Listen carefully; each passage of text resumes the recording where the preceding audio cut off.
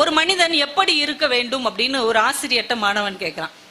ஆசிரியர் சொல்றார், ஒரு மனிதன் கண்ணாடியை போல இருக்க வேண்டும். ஏன் கண்ணாடியை போல இருக்க வேண்டும்? எல்லாவற்றையும் பார்த்து கொண்டிருந்தாலும் எதையும் தனக்குள் பதிவு செய்யாத ஒரு கண்ணாடியை போல் ஒரு மனிதன் இருக்க வேண்டும் என்று அந்த ஆசிரியர் சொல்லியிருக்கிறார். நம்ம வாழ்க்கையில நம்மளை சுத்தி எவ்வளவோ நிகழ்வுகள் நடந்துட்டே இருக்குது. ஆனா அது எல்லாத்தையும் நமக்குள்ள பதிஞ்சிடக்கூடாது. எது நல்லது எது கெட்டது என்பதை பிரித்து பார்த்து பதிவு செய்யக்கூடிய ஒரு புத்திசாலித்தனத்தோட நாம வாழ வேண்டும். ஏன்னா கண்ணாடிங்கிறது ரொம்ப முக்கியமான ஒரு விஷயம்தான். தேவதச்சன் ஒரு அழகான கவிதையில ஒரு வாசகம் சொல்வார், கண்ணாடிக்கு முன்னால் உங்களுக்கு 4 கைகள். என்ன ஒரு அர்த்தம் நிறைந்த ஒரு வாசகம் பாருங்க.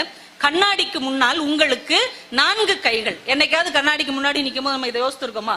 முகம் அழகா இருக்கா, பவுடர் எக்ஸ்ட்ரா இருக்குதா அப்படின்னு மட்டும் தலையை வாரி போயிட்டே இருந்தோம். ஆனா கண்ணாடிக்கு முன்னாடி நிற்கும் போது நமக்கு எத்தனை கைகள் இருக்கிறது? 4 கை இருக்குது. கண்ணாடியில 2 கை, நம்ம கிட்ட 2